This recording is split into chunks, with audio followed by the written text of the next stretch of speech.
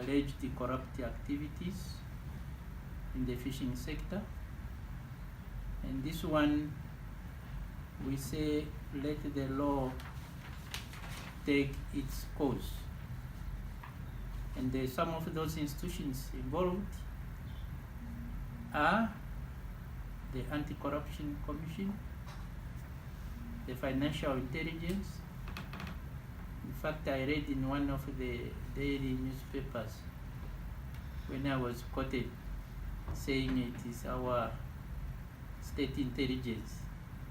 I want to correct that impression. It's not state intelligence, it's financial intelligence, which is an institution created by law, Act of Parliament. The police are involved. The Office of the Prosecutor General is also involved. So that's a separate matter to which a matter before court. The provisions of our Constitution, we cannot comment on those issues. But I can say, those who have information, those who have evidence, these institutions are waiting for you to report. But here, as the Honorable Minister has alluded to, you know I'm very new in this sector. I only know Zambezi Brim, but now I was brought to administer the affairs of this sector by the appointing authority. That's why I requested my dear sister, the Honorable Deputy Minister, who has institutional memory, to assist me in responding to some of the likely questions that are likely to be posed. First, I would like to say this sector is principally administered, regulated by the Marine Resources Act of 2000, which is Act number 27 of 2000. My dear brother here said this sector is very important. It employs about 16,000 employees. As we are aware also, sometime last year, to be exact, 1st June to 31st July 2018, Namibian citizens were invited to apply for fishing rights.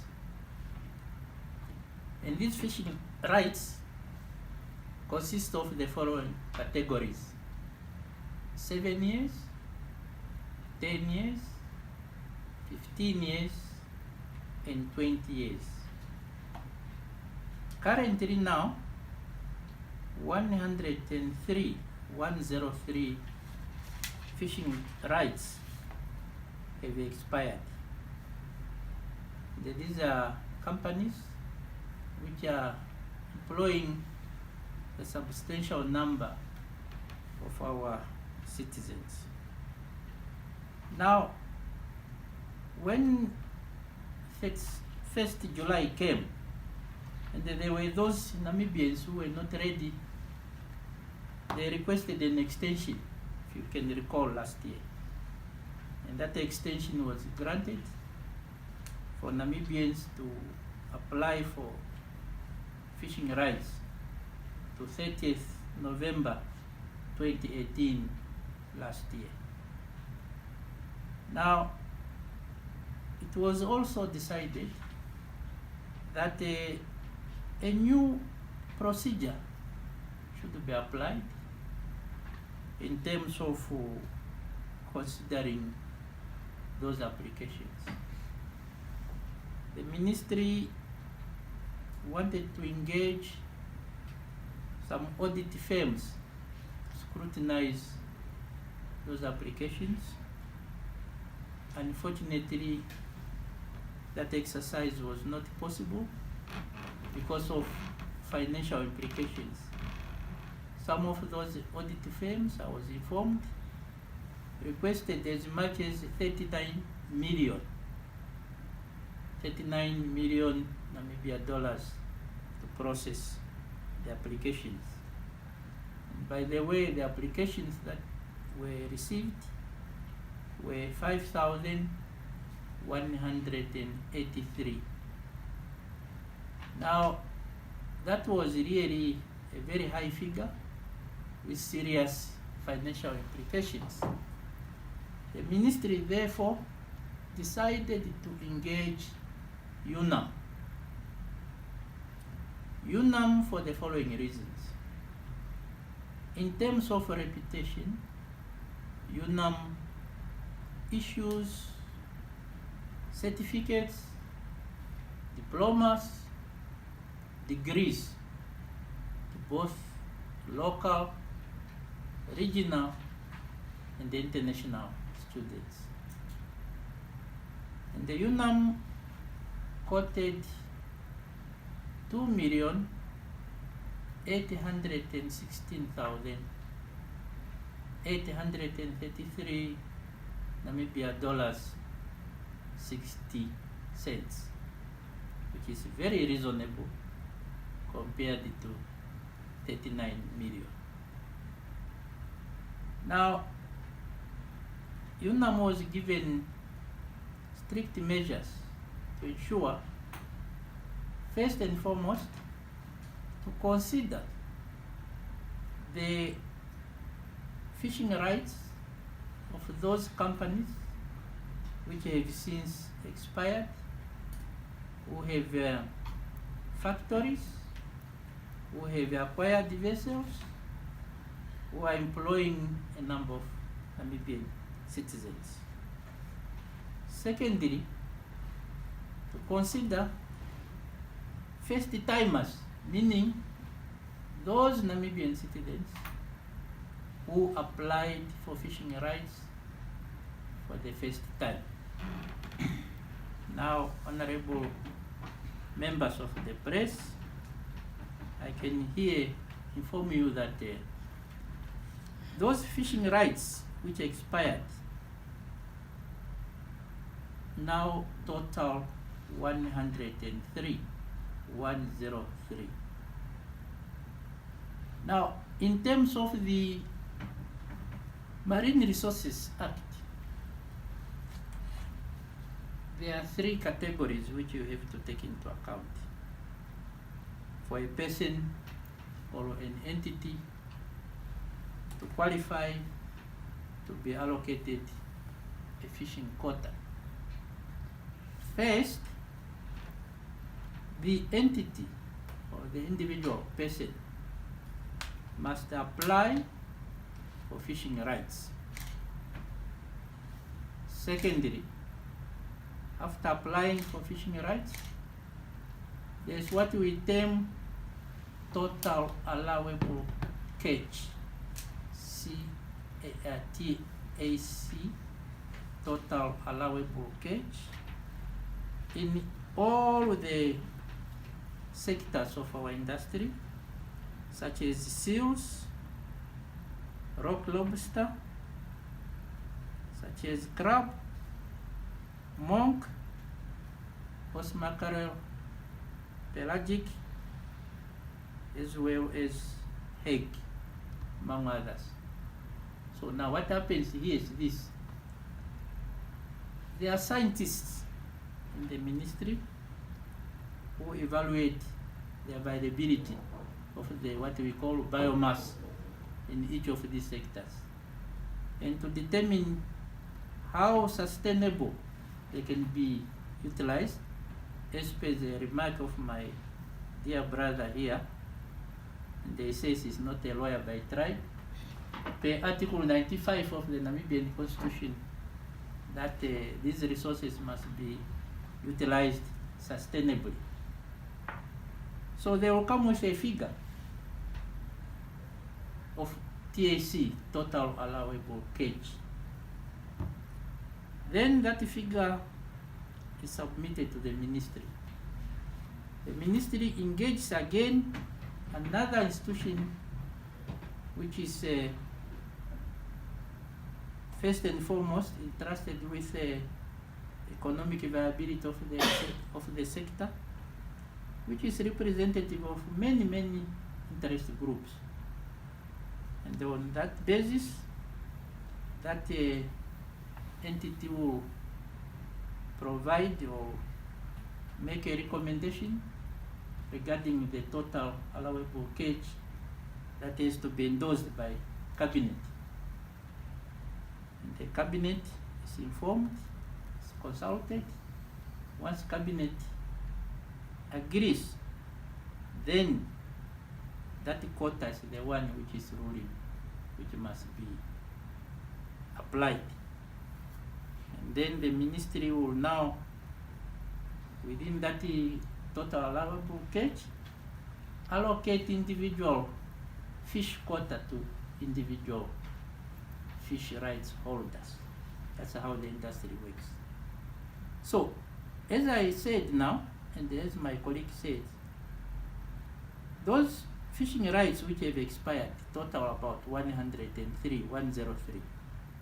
Then even those companies which have fishing rights, every year they have to be allocated a fish quota, which means now Cabinet in its wisdom, when they considered the employees of the industry, 16,000 were employed in that industry. This process of UNAM has not yet been completed, and we are informed that possibly it will only be completed January next year. And after we receive as a ministry their recommendation in terms of transparency, accountability, the ministry will receive that report, go through also, analyze what they are proposing, and eventually that report will have to be submitted to Cabinet. And the Cabinet will go through to satisfy itself that the transparency, fairness was applied before the ministry is allowed to inform successful applicants. That's number one. Number two, then, the next step will now be to allocate now fish quotas. That aspect also, we have taken a different approach this time around because of obviously what happened. The ministry will propose some of those fish quotas to the applicants, but before the implementation, the Cabinet must be informed, meaning now the minister responsible for fisheries and marine resources will have to submit to Cabinet all the information, to Cabinet to satisfy itself that indeed the process was fair, was transparent, before the applicants are informed about their allocation of fishing quota. Now, in fact, the procedure that has been proposed and endorsed by Cabinet is this. When the report is received by the ministry, that report is referred to a Cabinet Committee on Economics to scrutinize, also in the interest of transparency. And together with the ministry, that Cabinet Committee will scrutinize, as I said. After that, then the full Cabinet will be involved. But in future,